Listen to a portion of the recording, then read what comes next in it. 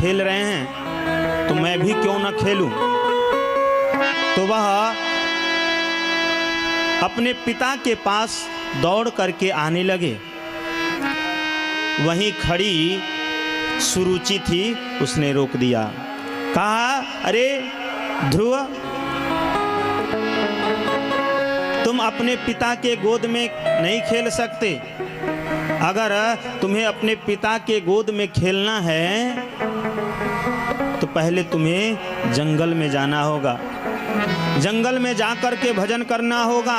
भजन करने के बाद भगवान दर्शन दें तो भगवान से कहना कि अगला मेरा जो जन्म हो सुरुचि के गर्भ से हो।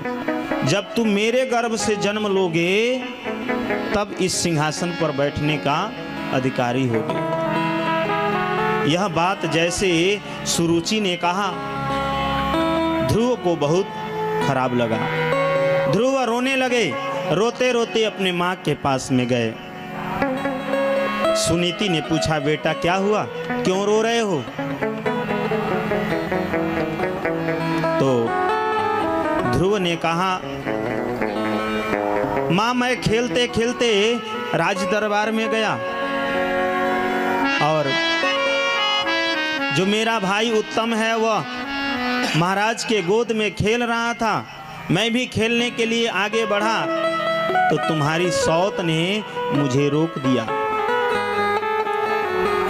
मुझे डांट दिया और कहा कि अगर तुम्हें इस सिंहासन पर बैठना है, पिता के गोद में खेलना है तो मेरे गर्भ से जन्म लो। मैंने पूछा वो कैसे होगा? तो सुरुचि ने कहा कि जब तुम जंगल में जाओगे, भगवान का आराधना करोगे, भगवान दर्शन देंगे तो भगवान से कहना कि अगला मेरा जन्म जो हो माता सुरुचि के गर्भ से हो। जब तुम मेरे गर्भ से जन्म लोगे तभी इस सिंहासन पर बैठने का अधिकारी होगे। सुनीति ने कहा, बेटा तुम्हारी माँ ने ठीक कहा, क्योंकि सभी को भगवान की शरणागति प्राप्त करना चाहिए। तुम्हारी माँ ने ठीक कहा है। क्यों रहे हो? क्षत्रिय बालक ऐसे नहीं रोते। ध्रुव जी ने कहा, मैं क्षत्रिय बालक हूं, कोई मुझे अस्त्र से मार दे, मैं उस चोट को, उस पीड़ा को सहन कर सकता हूं। कोई शस्त्र से काट दे, उस पीड़ा को भी मैं सहन कर सकता हूं। लेकिन कोई बाड़ी का बाण मारे, मैं सहन नहीं कर सकता। मैया ये बताओ कि वह भगवान मिलेंगे कहाँ? सुनीति ने जंगल के तरफ इशारा कर दिया। ध्रुव जी ने कहा, मन ही मन ध्रुव जी विचार बना रहे हैं कि अगर मैं इस समय जाऊंगा माँ मुझे जाने नहीं देगी, इसलिए मैं अर्धरात्रि में निकलूंगा। सुनीति ने ध्रुव जी को गोद में उठा करके लाड़ प्यार किया, बहुत समझाया। ध्रुव जी कुछ नहीं बोले। उसके बाद जैसे रात्रि हुई, सभी लोग सो रहे थे, उसी समय ध्रुव जी घर से निकल करके, आश्रम से निकल के जंगल के तरफ जाने लगे। जैसे जंगल के तरफ जाने लगे, नारद जी को पता चल गया। नारद जी ने सोचा कि चले हम भी, क्योंकि ऐसा चेला मिलने वाला नहीं है। आजकल चेला बनाने के लिए होड़ लगा है, कौन मिल जाए तो चेला बना दें। चेला बनाने के लिए होड़ लगा है, सब चाहते हैं कि चेला बना दें। नारद जी भी सोच रहे हैं कि अगर मैं नहीं जाऊंगा कोई दूसरा चेला बना लेगा। नारद जी भी वहां पहुंचे और उस घनघोर जंगल में ध्रुव जी के पास नारद जी पहुंचे तो नारद जी ने पूछा, बेटा इतनी छोटी उम्र में और घनघोर जंगल में आप कहाँ जा रहे हो, वो भी रात्रि के समय में। यहाँ हिंसक जानवर रहते हैं, तुम्हें खा जाएंगे। ध्रुव जी ने कहा कि आप कौन हो?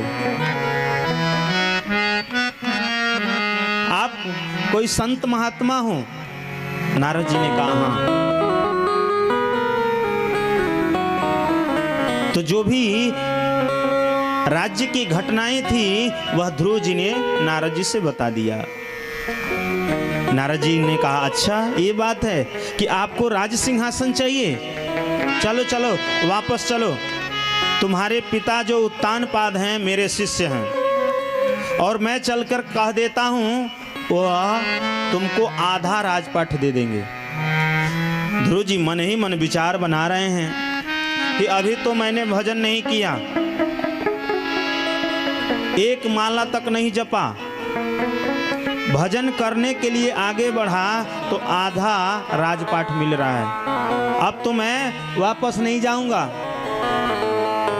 ध्रुव जी ने कहा महाराज मैं वापस जाने के लिए घर से बाहर नहीं हुआ हूं, मैं घर से बाहर इसलिए निकला हूं कि मैं भजन करूंगा और भगवान का दर्शन करूंगा। नारद जी ने कहा बेटा आधे राजपाट पर संतोष नहीं हो रहा है, कोई बात नहीं बेटा तू वापस हो जा, तुम्हारे पिता मेरे शिष्य हैं, मैं जो कहूंगा वो मान जाएंगे। मैं कह रहा हूं तुम्हारे पिता से पूरा राजपाट दिलवा दूंगा, लेकिन तुम वापस चलो। ध्रुव जी ने कहा अब तो मुझे जाना ही नहीं है। नारद जी ने कहा क्यों? ध्रुव जी ने पूछा बाबा आप तब से मुझे समझा रहे हैं, आप ये नहीं बता रहे हैं कि आप हैं कौन।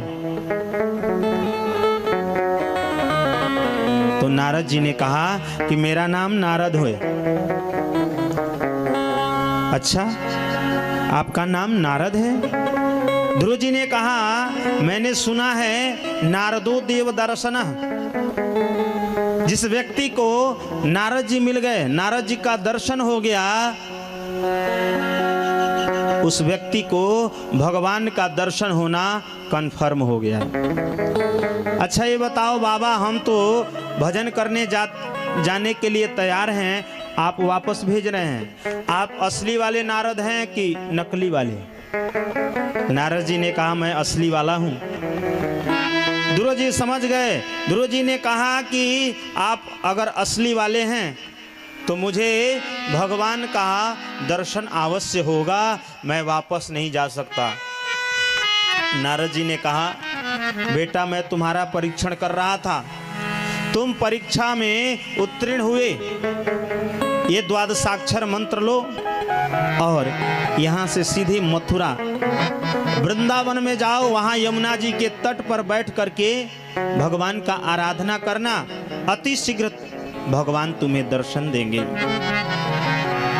वहां द्वादशाक्षर मंत्र लेकर के और ध्रुव जी सीधे यमुना जी के तट पर गए। यमुना जी के तट पर पहुंचे तो ध्रुव जी भगवान का भजन करने लगे। कभी 3-3 दिन पर भोजन करते, भोजन करके भगवान का भजन करते, कभी पूरे 1 सप्ताह तक भोजन नहीं करते, 1 सप्ताह के बाद भोजन करते, भोजन भी कुछ दिनों के बाद छोड़ दिया, अब केवल बैर जामुन फल खा करके भजन करते। ऐसे करते करते उन्होंने फल भी खाना छोड़ दिया, अब केवल जल पी करके भगवान का भजन करते। धीरे धीरे समय ऐसा आया कि उन्होंने जल भी त्याग दिया, फिर भगवान का भजन कर रहे हैं, चिंतन कर रहे हैं। एक समय ऐसा भी आया कि उन्होंने सांस भी लेना बंद कर दिया। जब सांस लेना बंद किया, यहाँ तो देवता लोग व्याकुल हो गए, सभी भागे भागे भगवान के पास में गए, प्रभु आप जाकर के ध्रुव को दर्शन दीजिए, नहीं तो ध्रुव की तपस्या से हम देवता लोग परास्त हो जाएंगे। भगवान ने कहा कि मैं ध्रुव को दर्शन नहीं दे सकता। देवताओं ने कहा आप कुछ भी करिए। भगवान ने कहा कि आप कह रहे हैं देवता लोग, तो मैं ध्रुव जी का दर्शन करने जाऊंगा। देवताओं ने कहा जो भी करिए, लेकिन ध्रुव जी को आप वहां पहुंच करके उनको दर्शन दीजिए।